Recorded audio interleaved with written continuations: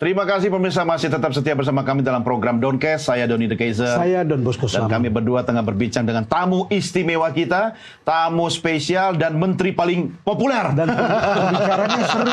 Seru ya. Kita pikir soal koperasi tadi dingin. Iya, ternyata ketika Pak Budi bicara itu saya sampai terpukau, Pak. Jadi sesuatu yang seharusnya makanya orang nyinyir itu kan nggak paham sebenarnya. Iya. Nah, Mudah-mudahan dia nggak paham, bukan salah paham. Apalagi bukan paham yang salah.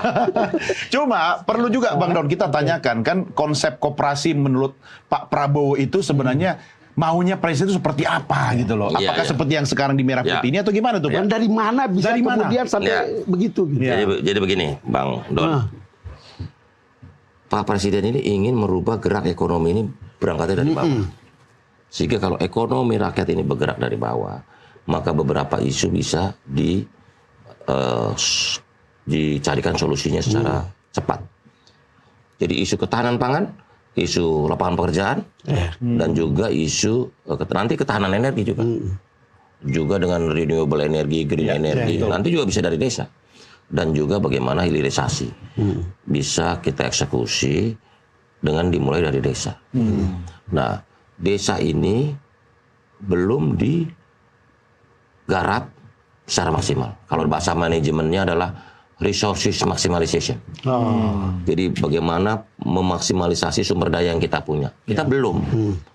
Karena banyak hal di level produktivitas misalnya, produk-produk pertanian kita ini belum mencapai tingkat produktivitas yang tinggi. Karena belum dikelola dengan baik gitu. Misalnya kopi, lada, kelapa, terutama tanaman tropis kita yang memang menjadi unggulan kita di tingkat global.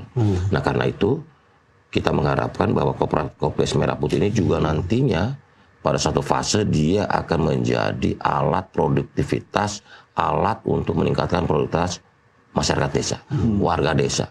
Koperasi Desa Merah Putih ini bisa menjadi pusat produksi dan distribusi ekonomi di desa, di akar rumput. Nah dengan demikian maka ekonomi desa terangkat, kemajuan desa terwujud, sehingga dengan sendirinya itu akan membuat negara Indonesia ini bisa maju dengan juga desa-desanya. Fundamental ekonomi kita begitu kuat. Karena isu ketahanan pangan ini penting. Betul. Pak Presiden sampaikan bahwa tidak ada satupun negara yang besar yang kuat tanpa ketahanan pangan yang kuat. Ketahanan pangan ini penting.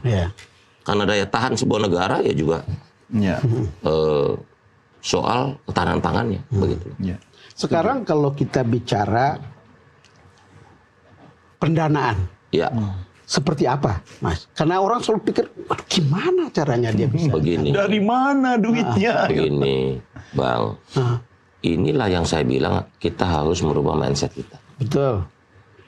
Bahwa program ini bukan program charity. Bukan program bagi-bagi.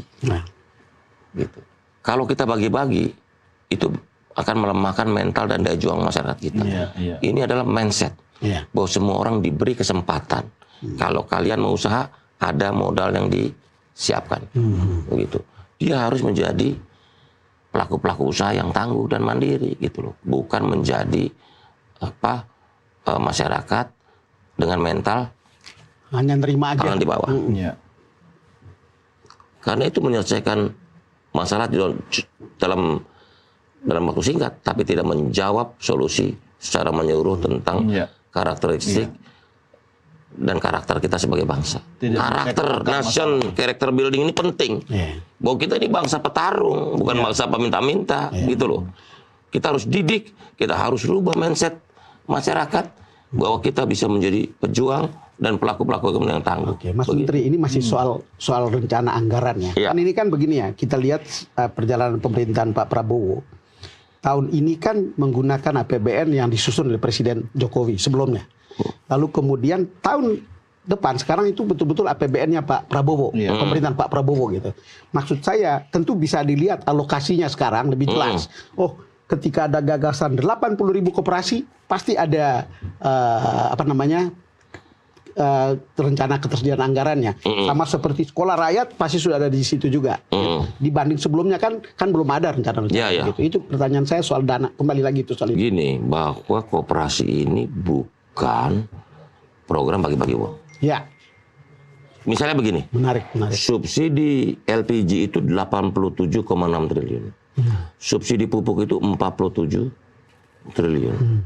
Berapa banyak? Berapa ratus triliun digunakan untuk subsidi barang-barang pokok ke masyarakat. Ya. Nah, sekarang apakah itu terjadi di dalam program Kopdar Merah Putih? Bukan. Karena Kopdar Merah Putih ini justru mau mengangkat masyarakat. Yang diberikan adalah akses modal, akses teknologi. Modal dan akses teknologi. Iya. Kasih kailnya bukan ikan. Bukan. Makanya waktu saya berdebat dengan teman-teman kelompok di market, di pasar modal, saya sempat diskusi juga. Kalian coba lihat. Kalian baru ngomongin tentang 240 triliun, kalau 3 miliar kali 80 ribu, 240 ribuan. Coba bandingin dengan subsidi. Semua barang pokok. Yang kita, negara melakukan subsidi. Dari listrik, energi. Besar itu. Ratusan triliun. Bakar duit itu ya? Itu bakar duit. Angus itu. Salah? Enggak. Iya kan, bansos kita juga puluhan triliun apa. Itu bagian bentuk negara hadir, nggak ada persoalan. Bukan itu soalnya. Tetapi mau saya bayangin bahwa ini anggaran yang uang yang akan berputar. Ini bentuknya investasi. Modal kerja. Modal kerja untuk menggerakkan ekonomi. Dan yang otomatis merasakan pertama masyarakat itu. Iya dong. Ya, pelaksananya, penyelenggaranya, dan masyarakat di desa itu kan. Karena itu kemajuan koperasi Desa Merah Putih indikatornya adalah satu, partisipasi anggota. Jadi dia harus milik banyak orang. Jadi misalnya satu desa 4.000 orang warga desanya, mesti setengahnya tuh jadi anggota, jadi pemilik. Yang kedua, dia memberi benefit bagi anggota. Jadi kalau dulu ada bahasanya KUD diplesetin ketua untung duluan, Kopdes ini adalah rakyat untung duluan. Gitu. Coba ulang, ketua untung duluan. Dulu koperasi zaman dulu ada plesetannya, kalau KUD itu ketua untung duluan. Kalau Kopdes, kalau Kopdes Merah Putih ini rakyat untung duluan. Gitu loh. Jadi kebermanfaatannya bisa terasa. Makanya saya bicara dengan BPS, mari kita sama-sama kita pantau before and after. Ketika koperasi ini beroperasi, berapa angka kemiskinan bisa kita entaskan. Afternya tuh kapan, Pak? Misalnya 1 tahun. Kan koperasi itu kan setiap tahun kan ada RAT. Betul. Kalau sekarang terlalu dini ya. Bukan, kan ada before after. Jadi setelah dia beroperasi kan ada RAT lagi, rapat anggota tahunan. Dari setahun itu kan kita bisa monitoring, bisa kita evaluasi. Berapa angka kemiskinan ekstrim yang bisa diturunkan, berapa tingkat penghasilan masyarakat yang bisa kita tingkatkan, dan banyak variabel-variabel lainnya. Begitu loh. Kan kalau sekarang terlalu dini untuk Artinya suara-suara yang mengkritik itu menurut Pak Menteri itu suara nyinyir aja. Karena apa gitu? Saya Salah selalu paham. antara kurang paham, salah paham, atau pahamnya salah. Mungkin pahamnya yang salah dari awal. Itu kan Bang Don yang menyimpulkan pahamnya salah. Kalau saya anggap kurang paham, salah paham salah. Begitu. Makanya 3 aja kalau bilang ini kurang paham. Kalau kurang paham kita jelasin. Tetapi gini ya Dan ya. Kan itu kan selalu di publik itu seeing is believing. Jadi gitu dia lihat, dia percaya. Nah sekarang kalau ada sejumlah koperasi di dalam satu kabupaten itu misalnya kelompok itu berhasil, rasanya juga akan orang ini kan. Saya optimis kok. Saya optimis karena apa? Gotong royong kita begini, Bang. Gotong royong di Indonesia ini kan tradisi yang memang sudah melekat dalam jati diri kita sebagai bangsa. Tetapi gotong royong kita ini motifnya sosial. Kalau ada tetangga, bukaan, cepat sekali kan?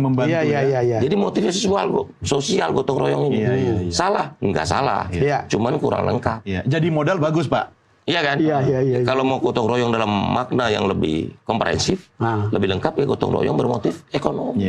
Koperasi lah. Nah, koperasi lah gotong royong dengan motif ekonomi. Artinya yuk maju bareng, sejahtera bareng, makmur bareng. Begitu. Maju bareng, sejahtera bareng, makmur bareng. Artinya Bang Don, ini kan sesuai dengan zaman dulu saya kecil Pak Menteri. Bapak koperasi kita Bung Hatta selalu bicara tentang itu. Gotong royong, sama-sama maju bareng, makmur bareng gitu kan. Itu yang ada di kepalanya Pak Prabowo yang kemudian tugas Anda harus melaksanakan sesuai dengan konsep itu kan.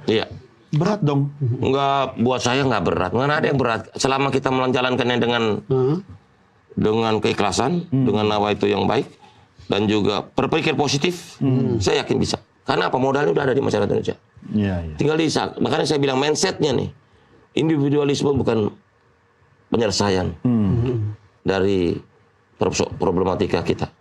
Kita harus perlu kekuatan bersama, kolektivisme, gotong royong. Itu juga amanat kita. Jati diri, dasar-dasar, mimpi-mimpi, cita-cita, nilai-nilai di dalam bangsa kita itu semua. Jadi gini, Mas. Jadi kalau kita jadi individualisme, jadi liberalisme, saya bingung ini apa yang salah nih. Kok rel keretanya kok jadi lain? Iya. Ya, Gitu kita merasa bahwa ada yang salah karena misalnya begini, KUD itu gagal. Bukan gagal, dia digagalkan. Kemudian kita punya BUMDes sebelumnya. Oh beda. Apa Begini, bedanya? kalau BUMDes itu badan usaha milik desa itu badan usaha milik desa. Desa yang ininya. Pemiliknya adalah pemerintah desa. Pemerintah desa. Dan dia tidak mendapat afirmasi selengkap dan sekomprehensif Kopdes. Ini 17 kementerian lembaga. Iya. Dikeroyok bareng-bareng ya. Dikeroyok bareng-bareng. Iya. Tadi kan soal afirmasinya jelas. Iya. Proteksinya jelas. Iya. Begitu. Yang penting yang di bawah bisa tergerak dan bergerak sendiri. Loh, saya perumpamaan begini. Ini saya diskusi dengan beberapa BUMN juga. LPG. Bayangkan, negara sudah subsidi 87,6 triliun. Sekarang saya tanya, rakyat menikmati nggak? Subsidi negara. Mereka beli, masih mahal. Artinya kan ada yang salah dari tata kelola distribusi barang-barang subsidi negara. Karena itu barang-barang subsidi negara harus didistribusikan melalui lembaga-lembaga milik rakyat. Kalau koperasi ini nggak bisa dibilang subsidi ya. Loh, bukan modal kerja. Bukan. Subsidi maksudnya begini nih. LPG gas itu, yang melon 3 kilo itu, HET-nya mesti 18.000. Iya. Karena negara sudah memberikan subsidi 87,6 triliun. Bukan harga aslinya. Bukan harga asli, mestinya di atas itu. Kalau harga aslinya bisa 50-an ribu. Berarti negara intervensi dalam jumlah yang besar untuk mensubsidi rakyat. Nah, pertanyaannya rakyat menikmati nggak subsidi? Karena banyak warga, banyak masyarakat masih membeli dengan harga mahal. Banyak yang saya cek di daerah ada 25.000, 45.000, 30.000 gitu loh. Terus persis sama presiden menyelesaikan urusan pupuk kemarin. Nah, terus kita tanya, terus untuk apa negara subsidi begitu besar? Ternyata bukan rakyat yang menikmati. Terus siapa yang menikmati? Iya. Cuma kan kalau bahasa, jadi saya selalu begini, setiap kebijakan itu yang pertama keberpihakan. Yang kedua itu harus sasarannya. Tepat sasaran nggak? Ada sebuah ungkapan, for whom the bell tolls. Untuk siapa lonceng bergema. Jadi ini kepada siapa nih? Keuntungan itu harus kita utamakan. Bagaimana memastikan